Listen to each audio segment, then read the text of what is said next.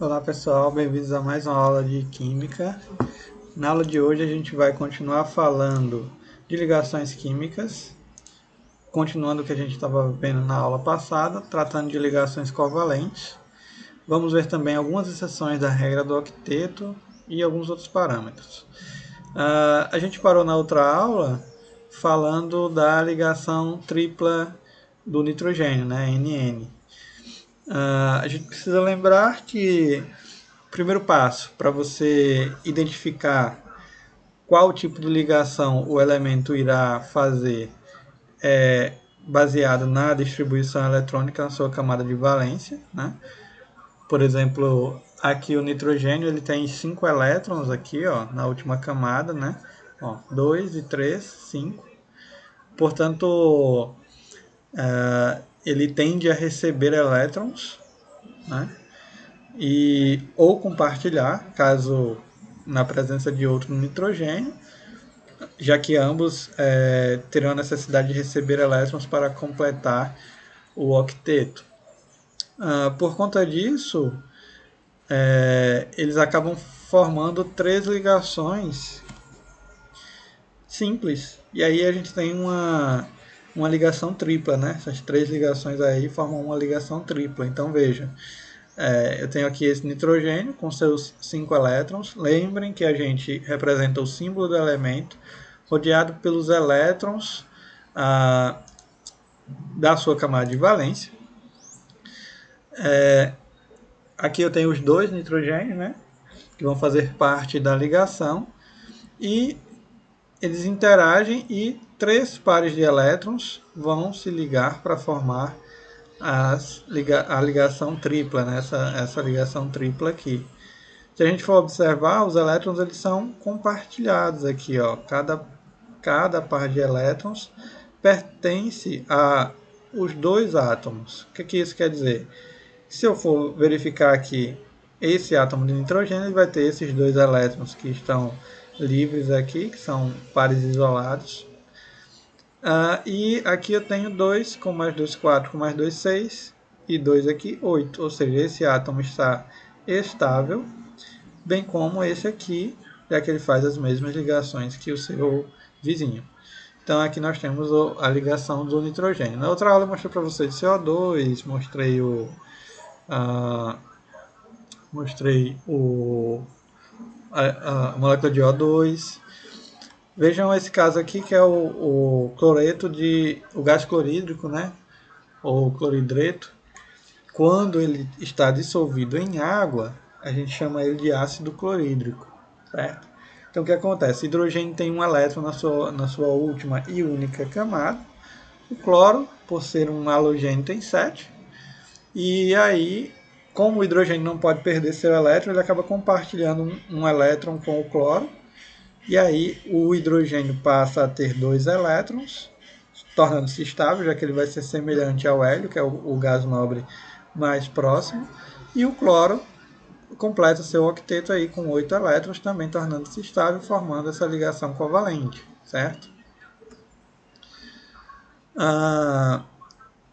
Se a gente for ver em termos de comprimento de ligação, essa ligação hidrogênio-cloro, a gente pode determinar o comprimento como sendo a soma dos raios covalentes, né? O raio 1 do hidrogênio e o raio 2 do cloro, dos átomos que estão envolvidos. O assunto, na verdade, é um pouco mais complicado, pois o raio covalente de um átomo ele pode variar conforme ele se liga a átomos diferentes. Por exemplo, aqui o hidrogênio está ligado no cloro, o cloro é mais eletronegativo. Se eu tiver uma ligação hidrogênio-hidrogênio, vai ter uma certa variação por conta do poder de atração do núcleo, né? Então, aqui eu tenho outros exemplos. A gente pode observar, por exemplo, aqui a formação de água, né? H2O. Então, cada hidrogênio ele apresenta um elétron, né? E o oxigênio tem 6 elétrons. Então, por conta disso, haverá compartilhamento de elétrons, já que o hidrogênio não pode perder o seu único elétron aí. E aí ele vai compartilhar um elétron, deixa eu marcar aqui, ele vai compartilhar aqui um par de elétrons, né? Esse hidrogênio também, certo? E aí eu tenho isso aqui, ó. E aí eu tenho a fórmula. Lembrem que essa aqui é a fórmula eletrônica de Lewis, essa aqui é a fórmula estrutural e essa aqui é a fórmula molecular, certo? Que eu represento a quantidade de átomos, que eu represento os elétrons que estão participando e os que estão isolados nos átomos, e aqui eu represento apenas os átomos com as ligações covalentes, certo? Da mesma forma acontece para a formação da amônia, gás amônia, que é extremamente importante porque é possível, através desse gás, gerar produtos principalmente na área de fertilizantes e explosivos também, já que tem nitrogênio. As funções nitrogenadas são bastante aplicadas na produção de fertilizantes, né? Então aqui, veja, o nitrogênio tem 5 elétrons, cada hidrogênio tem 1.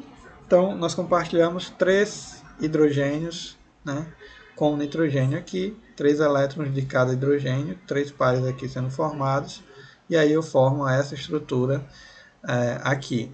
Vejam que essa estrutura ela fica dessa forma porque aqui eu tenho esses 2 pares de elétrons que estão livres. E por conta disso, a gente tem aí uma certa densidade de carga que acaba ocupando um certo espaço e, de certo modo, comprimindo aí os átomos de hidrogênio na ligação, certo? Só um detalhe, essa figura que eu peguei aqui, ela tem esse errinho, aqui é um hidrogênio, tá? Aqui é hidrogênio, H. Ok. Então vamos seguindo. Então veja só, a ligação covalente, quando os dois átomos apresentam a tendência de ganhar elétrons, ou seja, quando eles pertencem à família 4, 5, 6 ou 7 da tabela periódica, né? Os átomos que têm, respectivamente, essas quantidades de elétrons na última camada, eles tendem a compartilhar, tendem a ganhar elétrons ou compartilhar, né? Para promover um octeto, né? Uma estrutura eletrônica semelhante à de um gás nobre.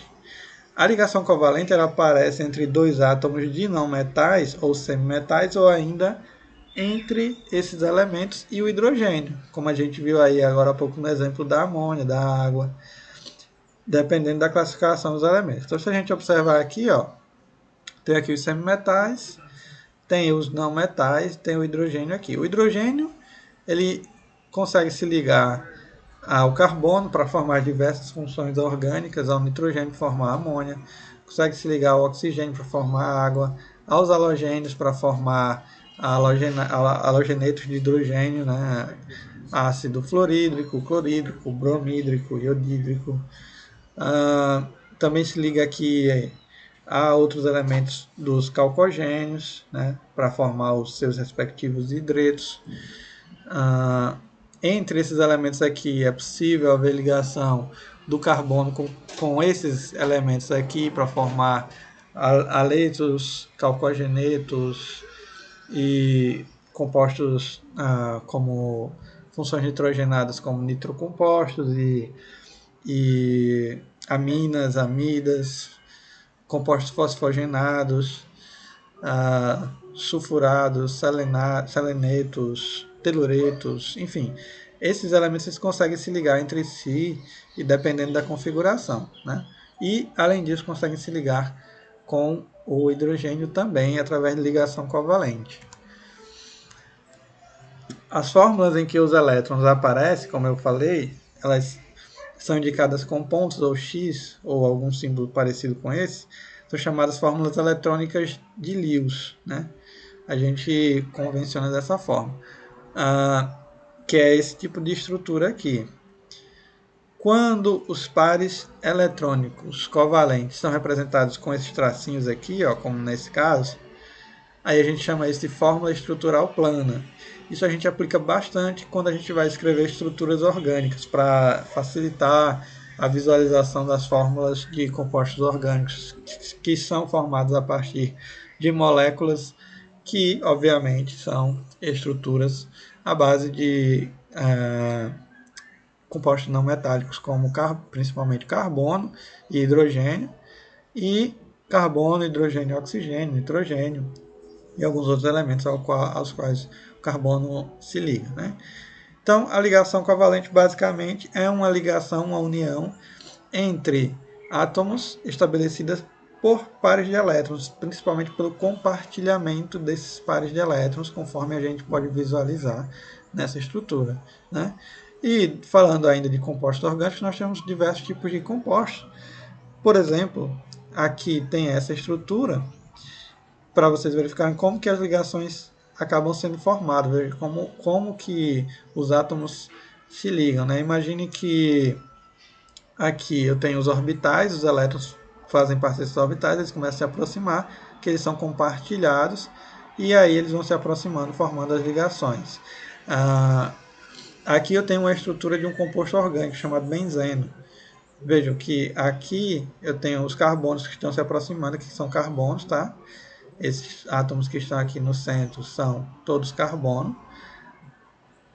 Aqui, se aproximando deles, são hidrogênios, tá? Que estão ligando nesses orbitais aqui. E essas ligações são formadas, são ligações duplas, são para que ocorra a estabilização da estrutura, certo?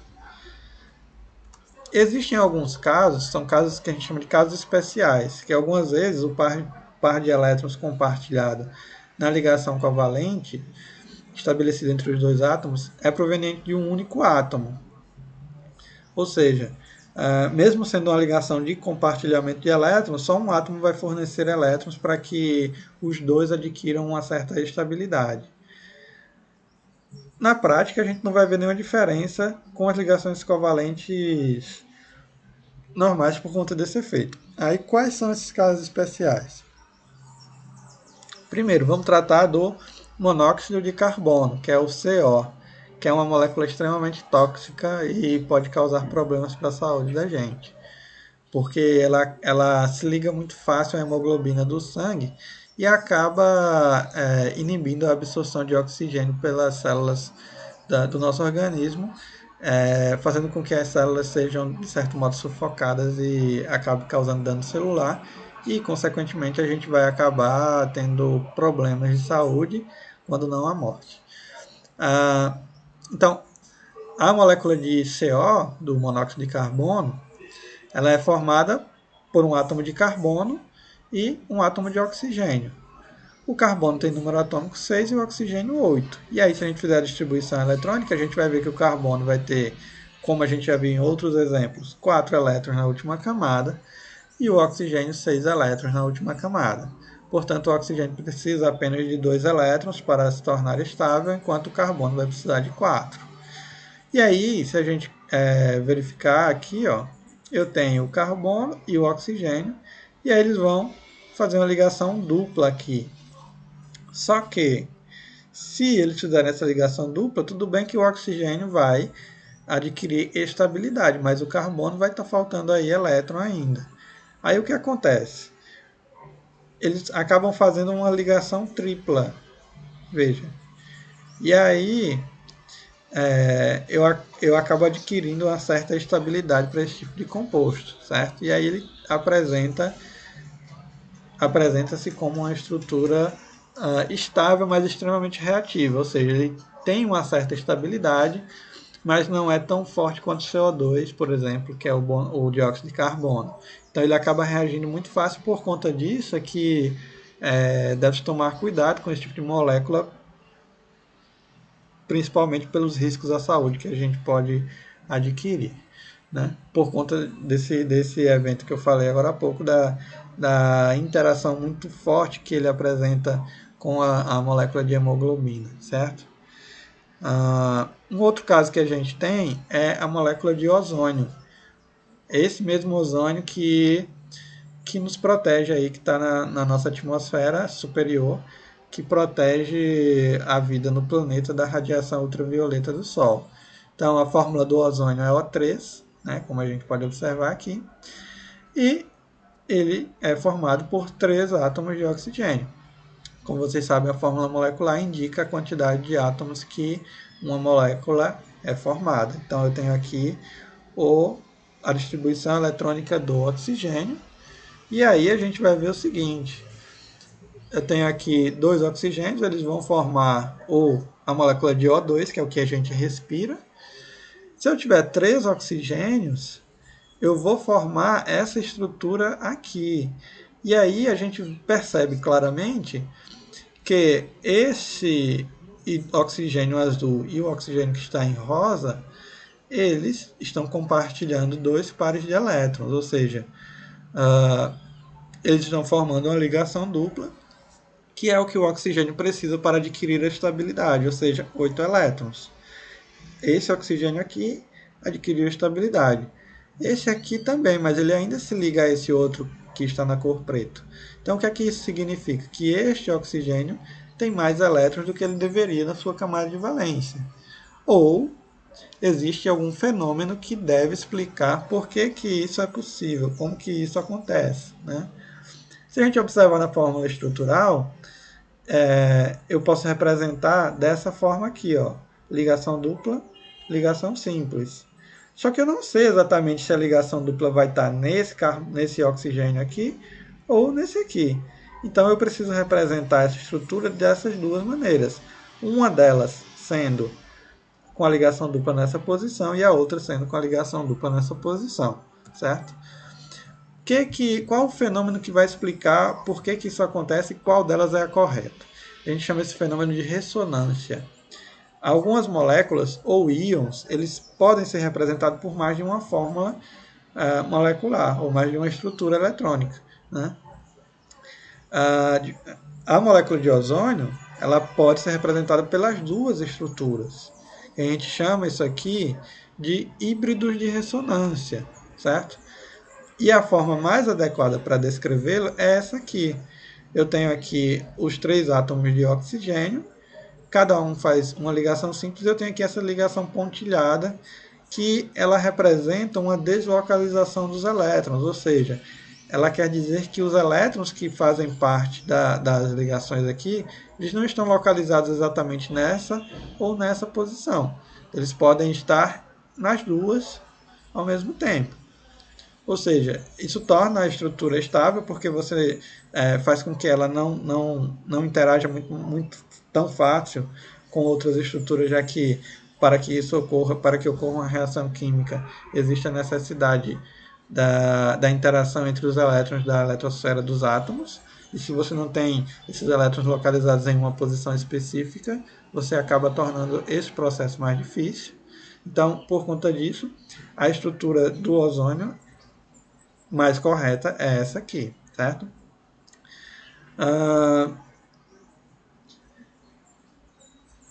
Então, essas estruturas de ressonância, ou formas de ressonância, também chamadas de formas canônicas, certo?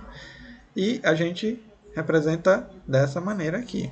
Então, uma outra estrutura de ressonância, que é bastante famosa, uma das mais famosas, na verdade, uma das mais importantes, é a estrutura do benzeno. É um composto orgânico, um hidrocarboneto, que a gente chama, porque ele só tem carbono e hidrogênio. Ele é um líquido incolor, ou levemente amarelado, inflamável e altamente tóxico, podendo causar câncer de diversos tipos. É de fácil inalação, né? Os vapores dele podem causar problemas, podem intoxicar a pessoa. Se ingerido também, ele também pode ser absorvido pela pele, por isso que é adequado quando se trabalha com ele utilizar todo o EPI, todo o material de proteção individual. Ele é utilizado para a fabricação de diversos tipos de compostos, solventes, inseticidas, removedores de tinta, é também responsável pela formação de alguns compostos extremamente importantes como fertilizantes, explosivos. A estrutura do benzeno é essa daqui. Veja, eu tenho aqui carbono e hidrogênio. Cada carbono precisa fazer 4 ligações. Vamos tomar esse carbono aqui como destaque. Então, esse carbono aqui ele faz 2 ligações aqui, com mais um aqui e um aqui. 4 ligações. Se a gente observar, cada carbono aqui está fazendo 4 ligações. Como eu não tenho certeza que essa ligação aqui ela deve estar nessa posição, eu preciso representar a estrutura dessas duas maneiras. E, tratando-se de um híbrido de ressonância, eu coloco dessa forma aqui, já que os seus elétrons estão deslocalizados, certo? Essa estrutura aí, a gente pode observar aqui nesse slide que eu mostrei agora há pouco, veja. Essa aqui é a estrutura do benzeno vista em termos de orbitais moleculares, veja. Aquelas ligações duplas e simples alternadas. Deixa eu voltar lá para a estrutura. Então aqui eu tenho esse tipo de estrutura do benzeno, tá? Vamos seguindo falando de expansão do octeto. A expansão do octeto ocorre exclusivamente com elementos do terceiro período em diante da tabela periódica, como o fósforo e o enxofre, por exemplo. Isso acontece porque esses elementos eles são maiores, têm mais possibilidade de receber elétrons em suas camadas mais externas. Um exemplo é o ácido fosfórico, H3PO4. Ele é formado pelos átomos de hidrogênio, fósforo e oxigênio. Então, se a gente pegar aqui o fósforo, tem número atômico 15, a configuração dele vai ter aqui 5 elétrons na última camada. Então, teoricamente, ele deveria fazer 3 ligações para completar o seu octeto, né? Já o oxigênio, ele apresenta aqui os seus 6 elétrons e o hidrogênio 1 elétron. Então, se a gente observar aqui nessa estrutura do ácido fosfórico, a gente percebe que os hidrogênios eles estão formando a ligação, como deveriam, né? Então, está tudo certo aqui. Esses oxigênios aqui também, né? Já que eles estão se ligando aqui a 2 ligações, né? Uma com o hidrogênio e outra com o fósforo. Só que o fósforo, e no caso aqui esse oxigênio fazendo 2 ligações também está ok, só que o fósforo deveria fazer apenas 3 ligações, ele está fazendo 5. Veja, 1, 2, 3, 4, 5. O que implica que ele está excedendo o número de elétrons que ele poderia ter na sua camada de valência, né? Então, é possível que isso aconteça? Sim. Alguns elementos eles conseguem estabilizar elétrons, mesmo excedendo o número de 8 elétrons da regra do octeto, certo? Então, essa regra ela funciona muito bem para os elementos representativos, mas principalmente para os elementos representativos dos 2 primeiros períodos. Alguns elementos a partir do terceiro período apresentam fogem dessa regra, né? Apresentam essa característica diferente, certo? A mesma coisa acontece se a gente pegar aqui o ácido sulfúrico, o H2SO4. Então, a diferença aqui do ácido fosfórico para o sulfúrico é a presença do enxofre no lugar do fósforo, certo? O ácido sulfúrico ele é extremamente importante e muito comum, principalmente em baterias de veículos, né? De moto, de carro. Então, ele apresenta essa estrutura e se a gente observar aqui na configuração do enxofre, ele tem 6 elétrons na última camada, ou seja, ele só deveria fazer 2 ligações para completar o seu octeto. Mas se a gente olhar aqui, ele está fazendo aqui, 2 com mais 2, 4, com mais 2, 6 ligações. Os oxigênios estão todos certos, mas o enxofre aqui está fazendo ligação em excesso. Então, o enxofre também é um elemento que pode quebrar a regra do octeto, certo? Mais um caso aqui, eu tenho o dióxido de enxofre, que ele pode formar ligações duplas aqui, né? Como ele forma com o ácido sulfúrico, ele pode formar muito bem dessa forma aqui. 4 elétrons de valência com 2 oxigênios. O átomo de oxigênio adquire o octeto, mas o enxofre não, pois ele fica com 10 elétrons na última camada, né? Mais elétrons do que ele suportaria, certo? Aqui eu tenho também o trióxido de enxofre. Nesse caso, o trióxido de enxofre, o enxofre adquire estabilidade compartilhando todos os seus 6 elétrons, veja, todos os seus 6 elétrons, com o átomo de oxigênio, né? E aí o oxigênio adquire estabilidade e o enxofre fica com 12 elétrons na última camada. Então vejam que isso que eu falei para vocês do átomo ter 8 elétrons na última camada, ela vale muito bem para uma boa parte dos elementos, mas para alguns outros existem essas exceções, né, à regra. E essas exceções elas precisam ser lembradas em alguns casos, certo? Então, com isso a gente termina a nossa aula por aqui. A gente volta na próxima aula falando ainda de algumas exceções, como a contração do octeto, né? Que seria um processo um pouco diferente desse, da expansão. E por hoje é só.